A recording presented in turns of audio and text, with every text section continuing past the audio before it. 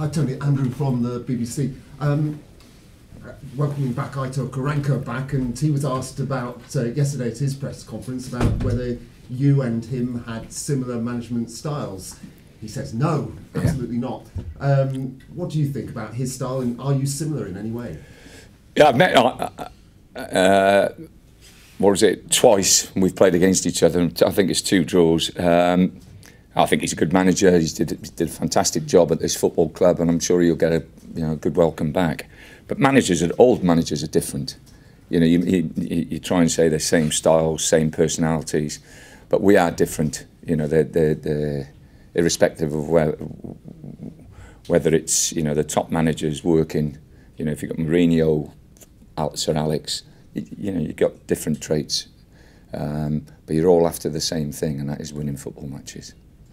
Now, what he's certainly got them doing is playing tight, so they've only conceded 2 goals in their last 4 games, 3 goalless draws before the defeat against Millwall. So what kind of a game can we expect tomorrow? Clearly they're going to be a tough nut to crack. Yeah, he's got them quite well organised. I think he had a good window, and he brought in some experienced players, and players most probably that Forest needed. So we know they play some good football. And we'll have to be very, very careful that they don't catch us on the counter. But no, I'm looking forward to the game. It should be a good game. Like I say, the crowd will welcome him back. Yeah, we'll just make sure that when the whistle goes, that we'll desperately be trying to get 3 points off them.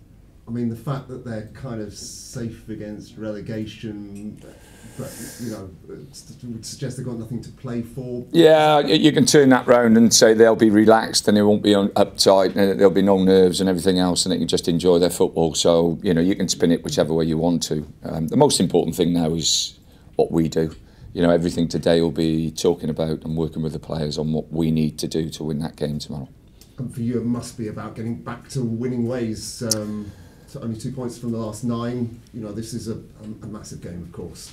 Yeah, we're 6th in the table, and in a position where it's down to us what we do, that we'll determine, or we can determine our own fate.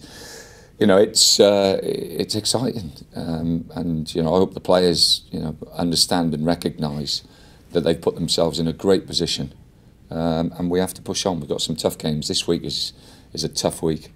Forest first, which will be tough. Then we go to Sheffield, then we play Bristol. So, yeah, exciting week. It is really exciting because, of course, the next 4 games after tomorrow are all playoff rivals. Yes. Of course, they may drop out of the equation depending on results, of course, but this is a very special run, isn't it? It's really exciting. Well, every game now, 6 games to go. Every game now is important, and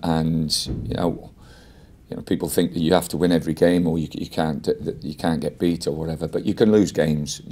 People will lose games and still get in the playoffs. The important thing is that you keep your head, you keep the ship pointed in the right direction, and make sure everybody is together and pulling and pushing together. We talked about Aitor Karanka and a reunion there, but of course there's another reunion which is Britta Sombalonga back against his old team Forest. I mean, presumably assessing about whether he plays tomorrow or not, but I mean he got a goal for you against Burton, so and a lot of fans are wondering whether he can play in a system alongside Patrick Bamford. What's your take on that? Well, I'll pick the team today and work with the team, and I won't be telling you, or I won't be telling anybody else what I'll be doing. But he's got, he's back to goal scoring form, isn't he? Or something? Yeah, you can spin it whichever way you want. That's his first goal since Boxing Day.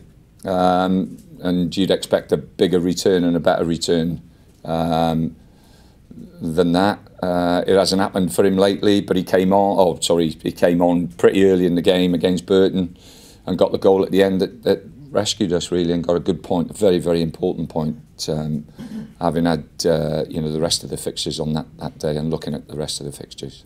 So he's definitely in contention for a starting berth, do you think? Is he?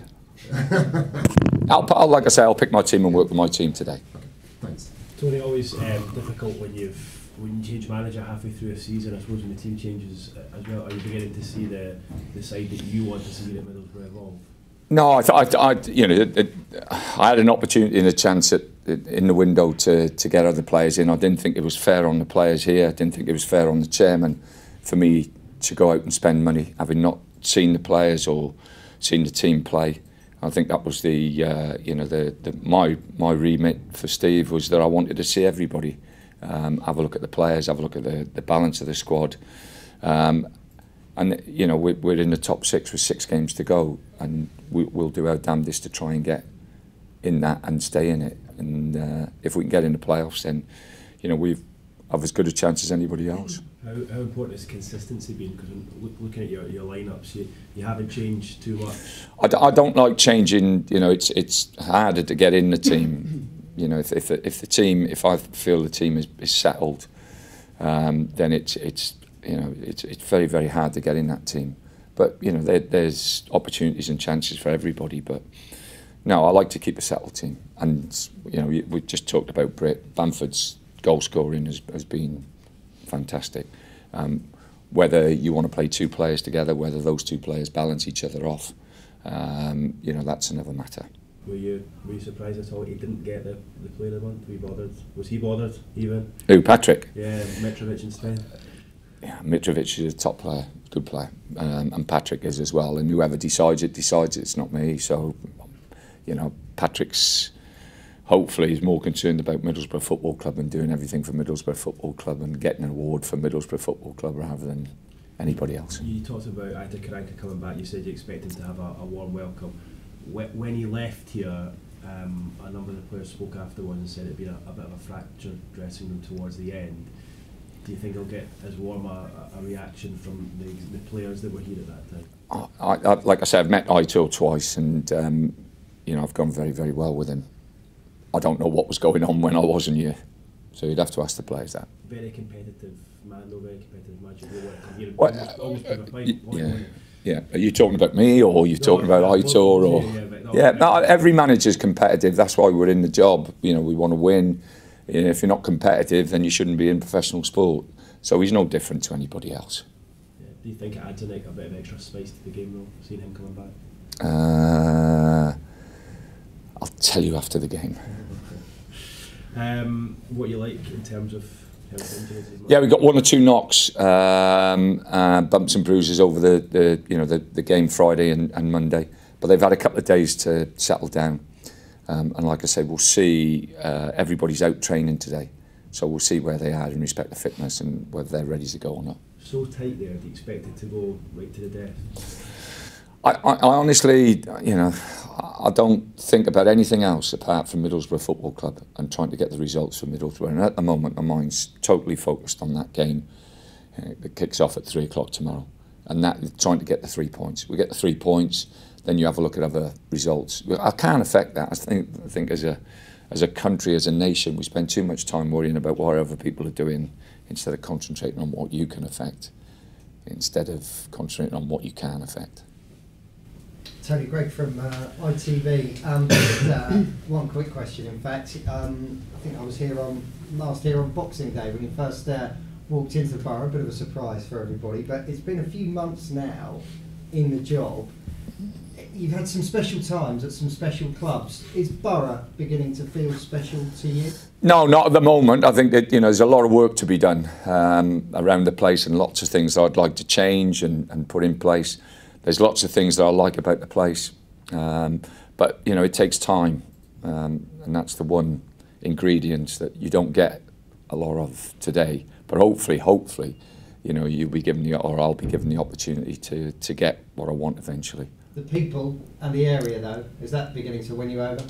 That from the first day I walked into the club to present day, just having breakfast with the staff up there, you know, they're wonderful. They've been wonderful people. You know, it's a club that wants to do things. You know, you ask them to do it and they do it. You know, they're really front foot, lovely people. And the area, you know, I've been out and about in the area, in different areas around Middlesbrough, and they're just very, very welcoming, very warm people. Just wish the weather was a little bit warmer as well. Thanks very much. No problem. I was actually just going to ask you that about the weather. How's your training going? The weather's changed slightly the last couple of days. Yeah, it's been better. But you have to accept it. God blimey, you know, that's part and parcel of it. On a more sombre note, can I ask you, if you don't mind, your memories of what your relationship was like with Ray Wilkin? I'd come across Ray. I think I played against Ray for Chelsea when he was a young boy. I thought he was an outstanding player. I don't think anybody has said anything bad about Ray, and I don't think he ever spoke bad about anybody. He's just a gentleman and a fantastic footballer and a great ambassador for this country in respect of the way he represented not just the teams he played for, but also his country. I think what's most notable of all of this, and you've touched on it yourself there, is he was such a top player, played for massive clubs, 80-odd caps for England, and everyone wants to talk about just what sort of a man he was, how much of a gentleman, which says everything about him. Yeah, he was good fun, good sense of humour. He was a warm person, nice person to be around.